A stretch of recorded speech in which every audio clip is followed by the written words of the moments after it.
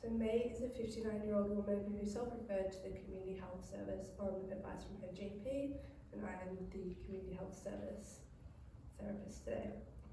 May has two adult daughters, Helena and Anne. May's ex-husband perpetrated family violence against May throughout their 23-year marriage. May showed strength when she separated from Ron after Helena and Anne moved out of the family home 14 years ago, and Ron died approximately 6 months ago.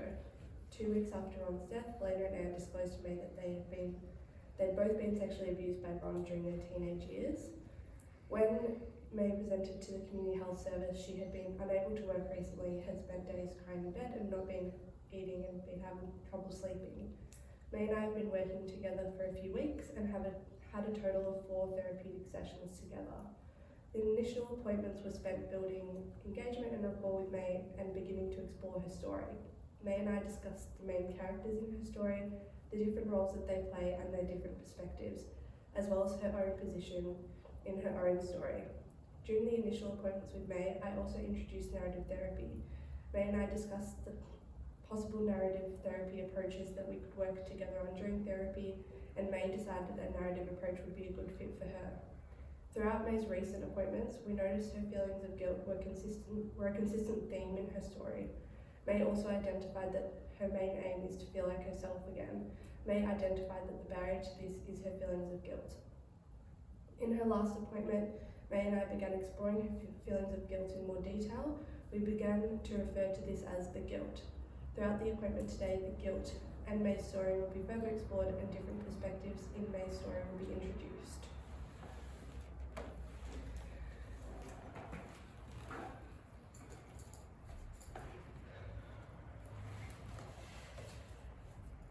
Hi May.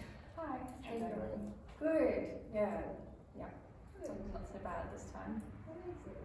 Yeah. How's the last week been for you? Overall, I would say probably a bit more positive. I think previously I've come in and, felt really, really not good, really bad. And it's been sort of more negative than positive. But I think, the last week has been a little bit lighter overall than last time. Okay.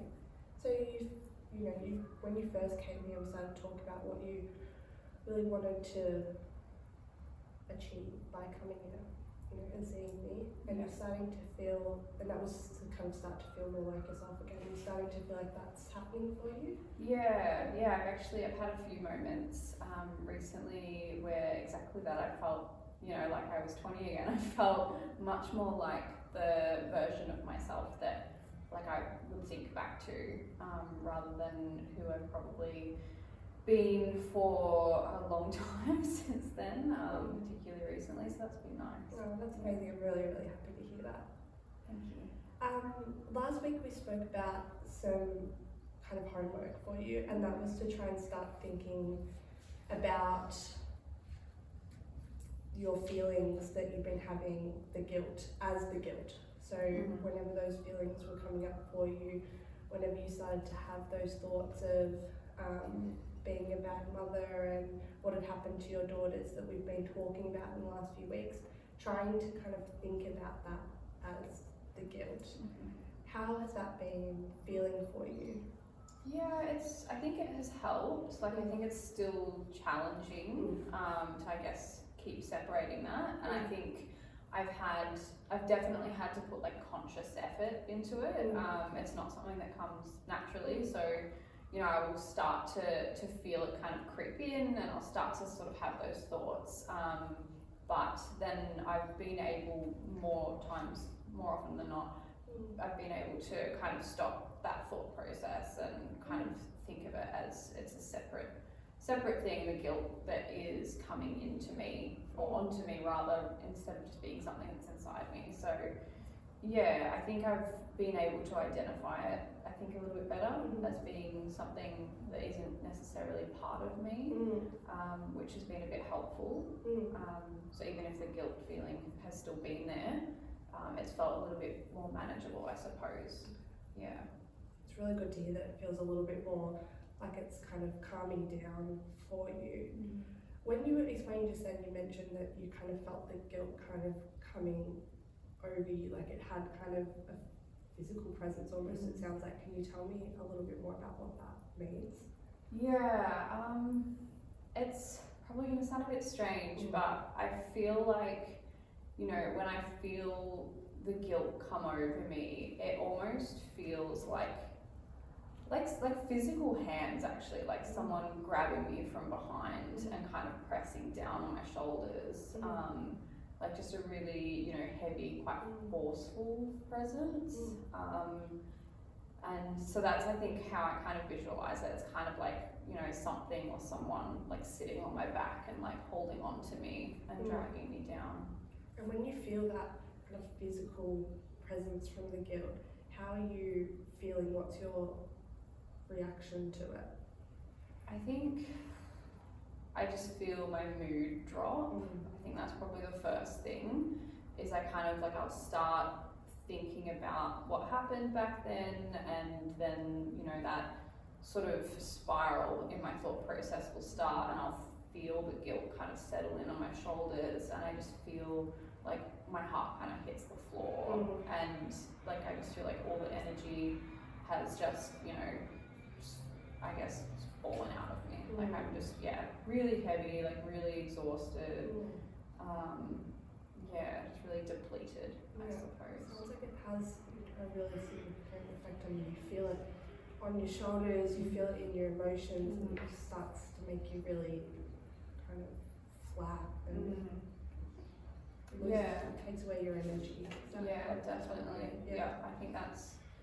I think that's why in the past, I know we've obviously talked about, it was quite difficult for me to get up and go to work and things, and I think that's, looking back, I think that's probably quite linked to that, you know, just feeling like I had no energy. So that's still very much an element of it, I think, when it does come up. In the, you mentioned that when you were in the waiting room today, the guilt kind of started to have that effect on you, and before you came in, you were starting to feel the effects of the guilt, and you know, starting to get emotional from having that guilt weigh on you. Why do you think that the guilt wants to come in that moment? I think it feels like, you know, whenever I'm in a better headspace, like I'm not thinking about what happened, and you know, it kind of feels like it's there to remind me of, you know, what I could have done better, or I guess just make sure I don't forget about what happened to them, and just remind me of my responsibility in that. So the guilt really wants you to keep remembering that it's there, it wants you to feel its presence. It does. That's kind of what it feels like, because I noticed that it kind of hits me quite hard when I haven't been thinking about it for a while, and I'm feeling, you know, lighter and happier, and I'm thinking about the things, and then I guess, you know, I feel guilty about not feeling guilty. So that's kind of how it starts. And I wanted to talk a little bit about when you haven't felt that guilt as well. So when in the last little while have you been able to keep that guilt off your shoulders?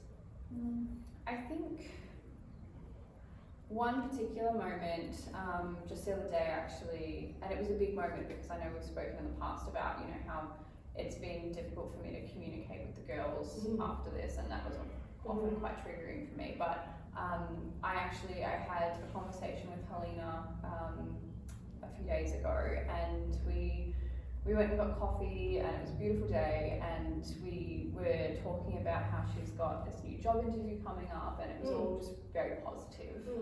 And so I didn't feel any of the guilt in that moment, because, you know, we were focused on something really positive that was happening for her, and it felt like a nice sort of moment of connection, and it kind of just felt like old times before I knew about what happened. That's really great that you're, you know, able to have those moments of reconnecting with your daughter. What were you doing in the moment to keep the guilt away? I think just, you know, a lot of our conversations since finding out have been focused on that, because, you know, I had a lot of questions, and I wasn't able to, I guess, get out of that headspace whenever I was speaking to either of them. But I think, you know, I was just I was really excited about this new opportunity for her, and so I think we were both just very, you know, forward thinking at that time, and I think I was just more so focused on, you know, positive things that are coming out of her life now, rather than, you know, thinking back to the negative things from back then. So I think just staying in that sort of, I guess, a different mindset and enjoying what's happening now, rather than slipping back into past experiences was probably the biggest thing at that time. Yeah. So it sounds like looking kind of to the future and celebrating happy moments with your daughters really stops the guilt from coming in. And yeah, I think it's actually, thinking about it more, I think it's probably more so seeing her do well. I think because a lot of where this feeling was stemming from, feeling like I failed them, feeling like I'd, you know, not protected them from something, was more so about, you know, worrying about them and, you know, how they would be feeling. So I think seeing, you know, a positive outcome for her was a big part of it.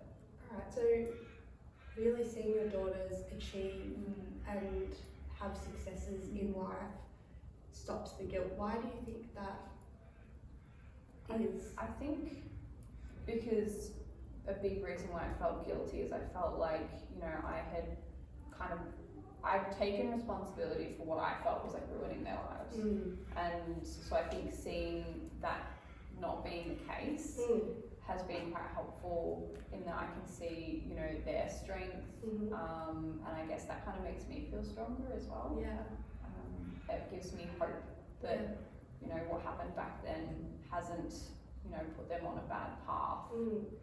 So do you feel like, you know, you've talked about your feelings of being a bad mum and how they're really attached to the guilt that you're feeling. Do you think that seeing your daughters achieve and having these moments of success is challenging the guilt?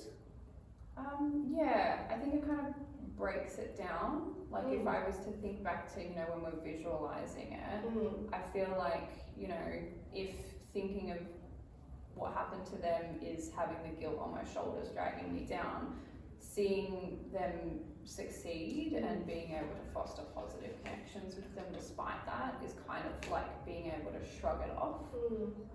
So I think it definitely challenges the perspective that I've been kind of stuck in about that.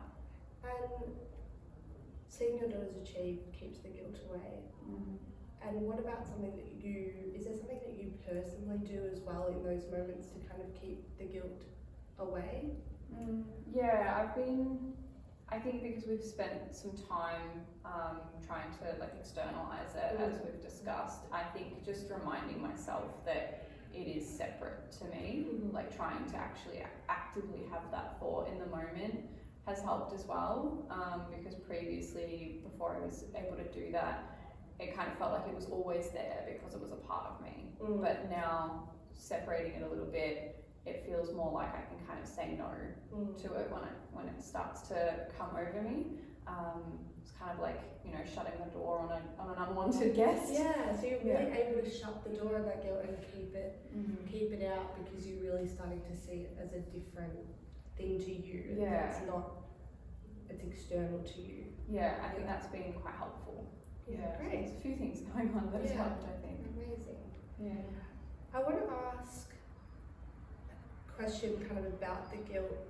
Might seem like a bit of a strange one, but what do you think the guilt wants your life to look like? I think the guilt wants to keep me in a space of, you know, feeling really responsible for what happened. And I think also I've mentioned that I've struggled with the concept that the girls have forgiven Ron, and so I feel like kind of in response to that, the guilt feels like someone needs to take the blame. So if they're not blaming him, then I feel like that falls to me. So I feel like the guilt is reminding me that, you know, like I'm to blame. It's shifting that blame back onto me. And wants to kind of keep me stuck in that space so that someone's accountable. Yeah, you talked about how the guilt that you know, keep thinking about? You've been struggling with the idea that the girls have forgiven the wrong. What do you think the guilt feels about that forgiveness?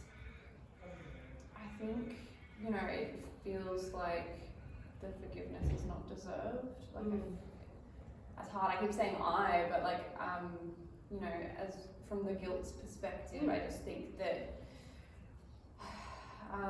that the forgiveness is almost like a betrayal, and I think that's why it has made it really hard for me to comprehend. So yeah, I think I'm not really sure how else to expand on that, but yes, I think it sees the forgiveness as kind of a negative thing rather than, you know, usually you think forgiveness is a positive thing. So yeah. And so you feel like the guilt thinks as the forgiveness as a negative thing. Do you feel like the guilt kind of is using this forgiveness in some way? Yeah, I suppose you could probably think of it like that, like maybe it's sort of weaponizing that forgiveness to kind of make me feel worse. Like I think potentially if the girls hadn't forgiven Ron, then it might feel like we were still on the same side. But I feel like when the guilt comes over me, it's like it's putting a wedge between us, and it's kind of using that forgiveness to do that, because I can't imagine forgiving him or forgiving myself. So I guess it's kind of a tricky spot. Yeah, is that right? Yeah. Cool.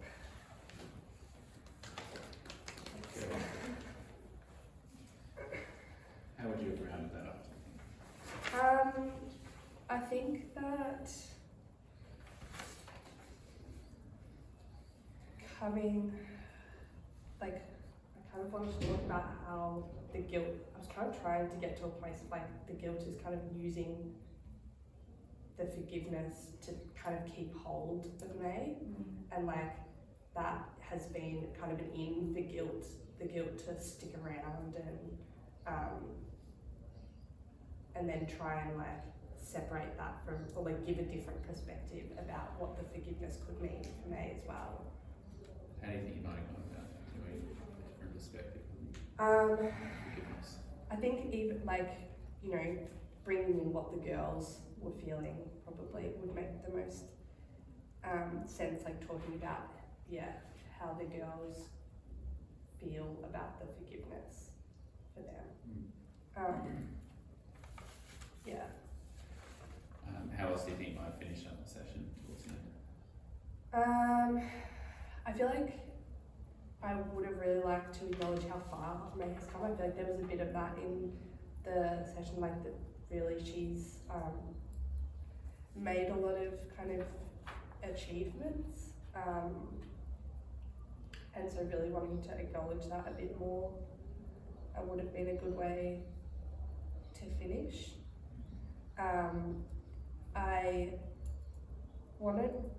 I was thinking of asking May, the purpose of asking May what do you think the guilt wants your life to look like would have been to also ask her like what do you want your life to look like how do your goals differ from the guilt's goals, to try and even get more kind of separation from the guilt and then kind of challenge the guilt from there. How do you think the conversation you did have with May went? I think it was alright. I think that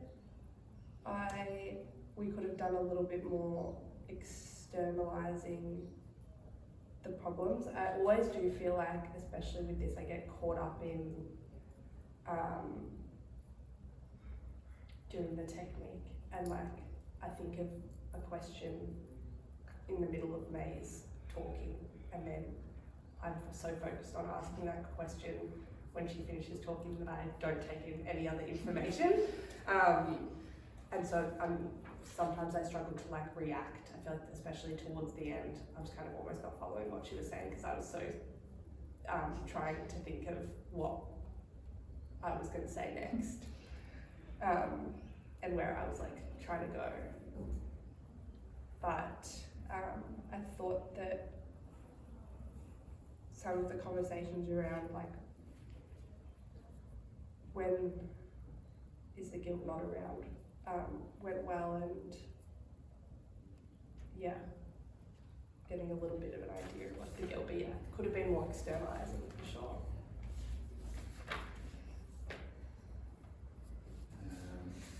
Okay. How do you feel about narrative social work? How does it feel?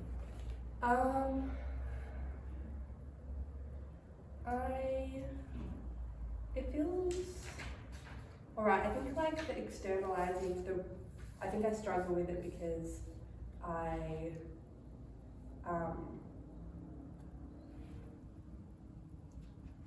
don't like the labeling of it and giving it a name and things like that. I think I struggle to relate to that a little bit, so I struggle to actually do it. I like the idea of like the problem is the problem and really kind of separating it from the person as much as you can. I like the idea of trying to find these moments when it's not around and that there's always something you're doing to resist the problem that you're having. So I feel like those are the things that I focus on the most, like those kind of strengths of the person and focusing on those kind of exceptions. What is it, do you think, is the barrier for you personally to externalise? I'm not sure. I think like honestly the examples that we watched when we were first learning about it, like the crazy clock and stuff like that, I think that I just find those a bit hard to like relate to. I always imagine myself as the client in a situation like that, and I just could not, like I just don't think it would work for me, so I struggle to see how it would work for somebody else, even though like I'm sure that it does. But yeah, I think I don't have like a good enough understanding of narrative therapy and just therapy in general to apply something like that in a way that I think wouldn't sound silly. Is there anything, I guess, that you feel you've learned from this process or that you would do differently next time?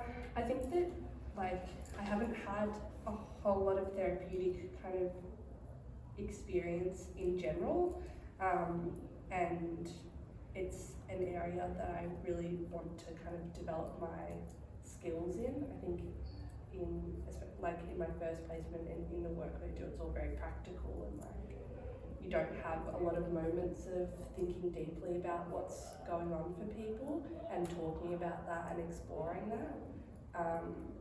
And it's just a skill that I want to try and build on in general. I do feel like doing these kind of longer interviews where you're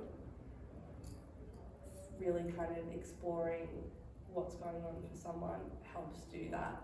But yeah, just trying not to get too caught up in the technique itself.